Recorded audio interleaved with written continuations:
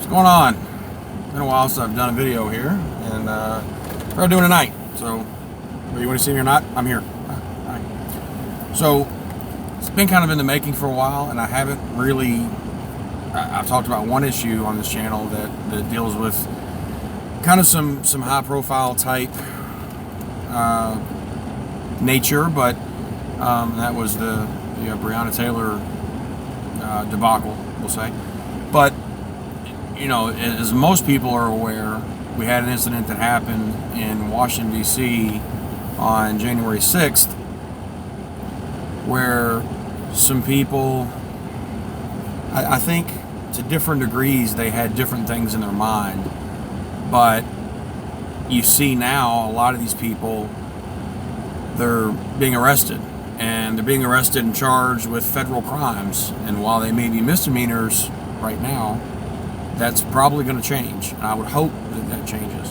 I'm not going to get into the political components of all of this because that's certainly there. It's a big elephant in the room. My politics don't really matter in this sense because I'm a convicted felon. I can't vote. I didn't elect the people that have been in office for the last 5 years, 4 years. So in one sense, I'm terribly aggrieved and angry at what happened on January 6th. And since then, probably will continue to be for the next umpteen years. But I didn't put those people there. So that's one thing that I do have. It's I guess, sort of a benefit. I wouldn't say it's a benefit, honestly, but it is a fact. So, as most people know, on January 6th, some people at the insistence, I think, of the president at the time, he's no longer the president, thankfully, and there's those political beliefs, but he was, there was polls that were conducted, and he had an average of 41% of an approval rating throughout the course of his presidency. That's 4 points lower than the absolute worst president ever, so that, by default, makes him the worst president ever. I think for that and a lot of other reasons, he was the worst president we've ever had. At any rate, people with the insistence of him, and I think his actions went above and beyond an invitation or just a mere few comments. You have some other people that were involved in this, and I think they should be held to account as well, and that includes Fox News. They continually kept up, I hate saying the word, it's kind of a cliche word at this point, you've all heard it, but rhetoric. It is. It's very bullshit, I guess is the word that's more appropriate, because there's a lot of people that are close to me, that are friends of mine, that believe that the stories and the events of what happened were because of this other back portion that to the average person that has reasonable intelligence isn't going to believe.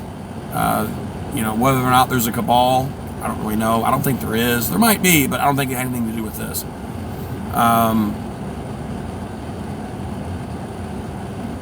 Saying that the president now, Joe Biden, who's the duly elected president of the United States, not saying he's not going to be full of shortcomings and faults. He's going to be. It's just the nature of being a man and making mistakes, and being in an office like that, you're going to make mistakes. But I think in terms of respect in the rest of the world, and in terms of looking at him versus looking at what we had before, the Cheeto Man, I don't think there's any comparison there between the two.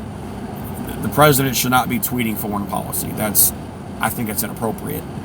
And we've seen now recently with the return to press conferences by the press secretary. She was involved in the Obama and the George W. Bush presidencies as well.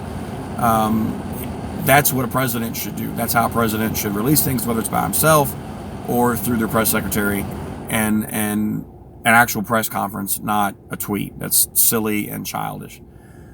At any rate, the events that happened on January 6th, to me, they were nothing short of an insurrection. It was an armed insurrection and a storming of the Capitol, something that has not happened since 1814. So that happened in this country this year.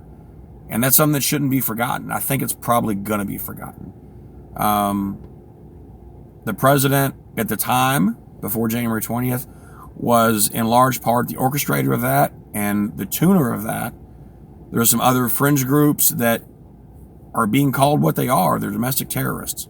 And I think there needs to be I was seeing something on the news here recently, where there isn't an actual definition of a domestic terrorist. I've seen some definitions of what domestic terrorism is.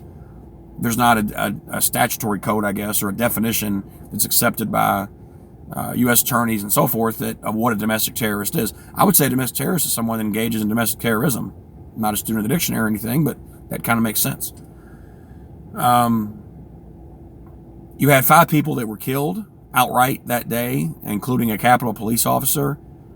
And the manner in which he was killed with a fire extinguisher.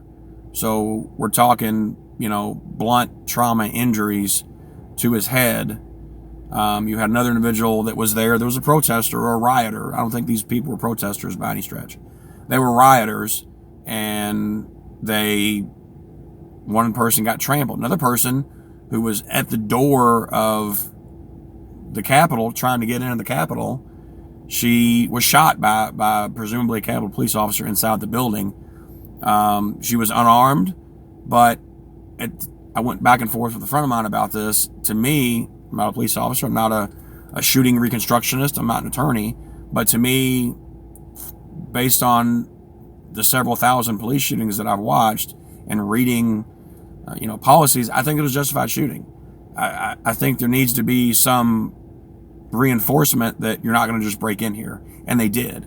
You had another officer that killed himself in the days after, and that is to be considered a casualty, I think. He died because of whatever he dealt with that day. You had our elected members of government that were doing their job, and they were threatened with deadly force in kind of a veiled threat, also indirect threats. They erected a gallows outside the Capitol to hang Mike Pence. They were chanting "Hang Mike Pence" as they were breaking into the Capitol building. That's doing things in furtherance of a crime. That's not just talking behind a keyboard. That's taking steps to get there.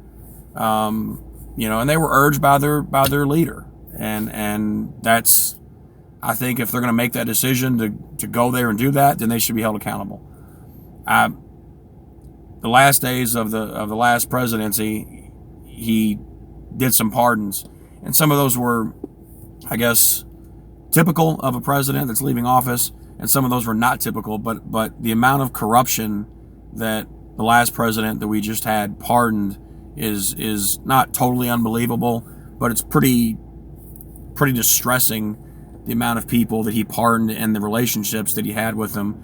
And there's a lot of thought about, people getting bribes to get a pardon, a federal pardon. Now, of course, this doesn't mean that these people that were pardoned by the president at the time are immune from prosecution by state officials or by another U.S. attorney at some other point. So that's going to be something that's going to be worked out later on. But, I do believe that it was an insurrection. I think that it was wrong. I think it's the absolute inappropriate way to deal with it. And the underlying issue is these people have been lied to and told that the election was stolen. There's numerous, evidence that says that's not what happened. When you have elections, you're gonna have some people that vote twice. You're gonna have these kinds of things. The weeks before the last president left office, he actually called the state of Georgia and spoke to people down there to have them manufacture or edit ballots, and that phone call was recorded. People are talking about the ability of Congress to impeach a president after he's out of office. For the things that he did while he was in office, absolutely. Just because the president walks up to someone and murders him days before he leaves office, does that mean that he's not going to get impeached and also criminally, responsible for that as well? And I think the answer has to be yes. I think there's probably some backdoor stuff that we're not going to find out about later on. That's just my thought. I think the president could have impeached him, could have pardoned himself, rather. He didn't. I think he was advised not to. And I think that was, my thought about that is that was probably done as a calculated move, because I think the backdoor deal pretty much equates to don't pardon yourself and we won't actually impeach you. Now, whether or not he gets charged criminally or civilly with any of this stuff is totally up in the air. But you're seeing that a lot of people are being arrested. They're being arrested on federal misdemeanors or felonies, if those are applicable, and they're being brought to Washington, D.C. to face trial and charges and the disposition of those cases there. And that's something that should happen. I think if you do the wrong thing, certainly if you have an armed insurrection against the government, you try to disrupt Congress from doing their constitutional duties, you try to change the results of an election literally and do it by force, that's sedition, that's treason in some situations. There was a girl that she had a legitimate plan. It wasn't just a mindless thought. It was a legitimate plan to sell a laptop of a member of Congress to Russia, who arguably is a foreign enemy of this country. I don't think they're a good friend of ours. That's treason to me. She's a traitor and she needs to pay the penalty for treason if that's what she's, convicted of. It talked a lot about, the seditious conspiracy, and that's interesting because there hasn't been a lot of cases. There's cases that are there. Certainly people have done that. That's kind of a rare charge, though, to hear about every day, and to hear that being talked about now. Okay, let's see what happens. But that's not the appropriate way to deal with things. I think people were misled, but then their own common sense went out the window. And there's people that are still talking about going back and doing it again. And that should not be allowed to happen. Because of all that, for the inauguration, we had 25,000 National Guardsmen stationed in Washington, D.C. That was more than the total that's in Iraq and Afghanistan combined right now in our capital. I can't imagine the amount of people that are laughing at us as a country right now. I'm ashamed to live in this country right now the way that things are because of the mess that the last person that held that office at 1600 Pennsylvania Avenue caused. And that's, to me, that's squarely on him. And the people that followed that lead and didn't let their own mind make their decision, they were brainwashed, I think, to a large extent. And other people acted willfully outside of any of that stuff. So the message needs to be sent, I think, that this isn't going to be accepted, it's not going to be tolerated, it's going to be punished severely and quickly. And everyone that was involved in it needs to be punished quickly and severely. And if that doesn't happen, that's going to set up a dangerous tone, I think, for what's to come. And that doesn't need to happen for lots of reasons. You don't like the government, you can't just change it. You can't put a gallows outside and threaten to hang people like it's the West. It's not how things work today. Not how they should work at all. But it's not how they should work today in this day and age. It's going to be interesting to see what happens next. But the biggest point that I have, I guess, tonight is that I believe in law and order. I believe in the law and people obeying the law so they don't go to prison, because prison's not where it's at, especially federal prison, because there is no parole in the federal system. You're going to serve 85% of whatever that time is. And you're going to have a federal conviction for misdemeanor or felony, however it may be, whatever you're charged with. But it's not good to do those things that those people are accused of and are going to continue to be accused of. The more they identify more people through their own social media. And that's the other thing, is that I made a video on this channel a while back to my social media, and in the context of a state parolee or prisoner, and then that person putting information on their social media that's of some, inculpatory value. They look for that kind of stuff, and this is a perfect example of that this is a more of a larger scale. And people are looking at the crimes that you did while you filmed yourself doing what you did. I mean, you had an Olympic medalist that was involved in this. You had a state representative, several police officers, retired firefighters, retired or active duty military. That's being investigated by the Department of Defense. So it's a big cross section of different types of people, but the thing is, they did what they did. Now, whether they went there and stood outside and chanted, and then they saw people actually breaking into the Capitol and said, nope, not doing this, should they face as much blame as the people that were sitting at the House Speaker's desk or erected their own Congress and said, let's start our own government or whatever they did. I don't know. But there needs to be an equal proportion of responsibility to people that did, whatever they did there. And that doesn't need to go away. I hope they're punished severely, and I hope that this is never allowed to happen ever again in this country. And people are talking about, it's very strange to me to see the people that egged it on, that definitely go to these people into doing these things, and now they want to distance themselves. And before the inauguration, they wanted to distance themselves away from the person we had in the office before, to now they want to say we need to have unity, and they're voting against the impeachment.